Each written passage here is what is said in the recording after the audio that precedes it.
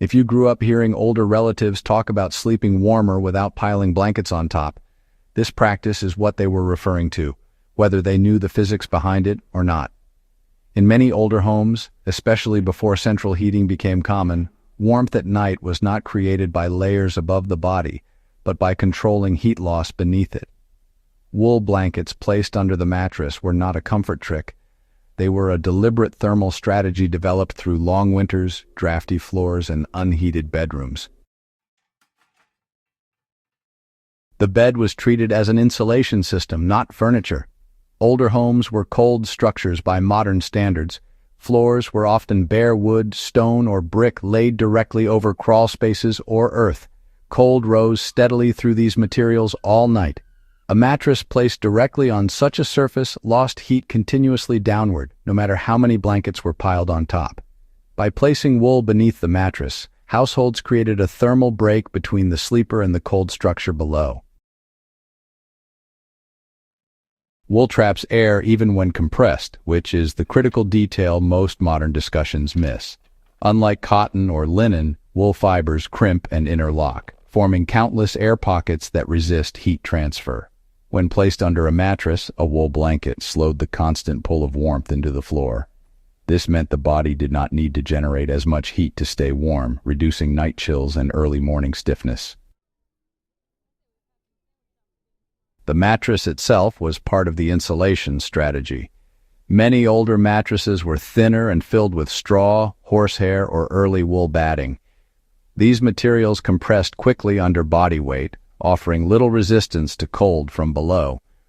A wool blanket under the mattress compensated for this compression. It acted as a stable insulating layer that did not shift during the night.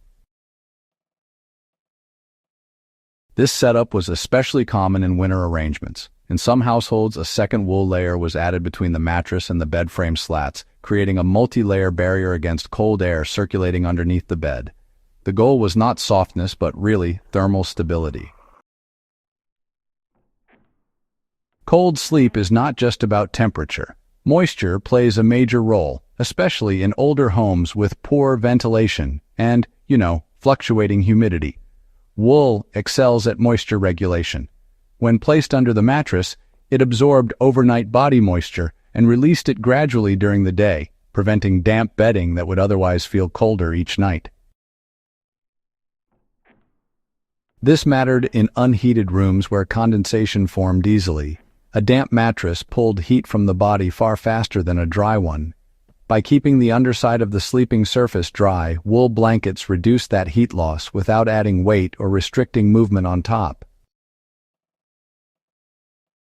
Sleeping weight, mattered more than modern folks might realize. Heavy blankets piled on top actually compress the body downward, which reduces circulation and flattens those insulating layers underneath.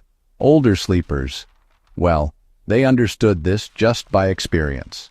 By placing insulation under the mattress, folks could use lighter coverings above, which helped keep blood flowing and cut down on that cold feeling in your hands and feet. This approach, it also let heat stay more evenly spread out. Instead of just trapping warmth up around your chest and shoulders, putting insulation under the whole body helped reduce heat loss from your hips, legs, and feet, those spots that always seem to get coldest in a room without heat. And this method adapted real well as the seasons changed. It wasn't just for wintertime either. During those in-between months, just one wool layer under the mattress could take the place of a whole stack of heavy blankets on top.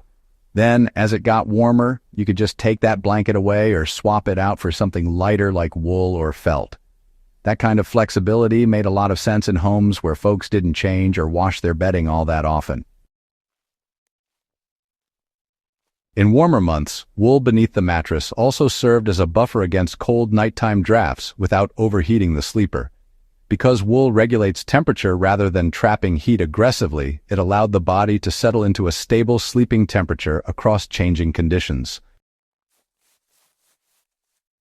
The same principle applies in survival and off-grid settings today. This knowledge is directly applicable now.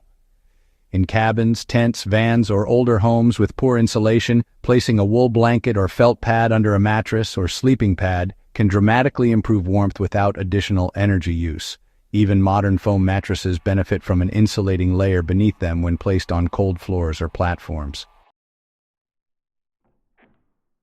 For those sleeping on raised beds, bunk frames, or thin platforms, a dense wool layer between mattress and frame reduces cold air circulation underneath. In emergency preparedness, wool undersleep insulation is more reliable than piling layers on top, especially when fuel or power is limited. This practice reflects a broader mindset. Older households worked with physics rather than fighting it. They focused on stopping heat loss instead of producing more heat.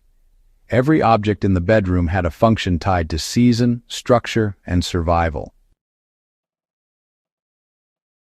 Wool under the mattress was not tradition for tradition's sake. It was a refined response to real environmental conditions. Understanding it gives us insight into how people stayed warm, slept better, and conserved resources long before modern convenience replaced necessity. If you value this kind of practical historical knowledge and want more insights that still matter today, subscribe to Living Through the Seasons, share this episode with fellow history enthusiasts, and keep these methods alive by using them where they still work best.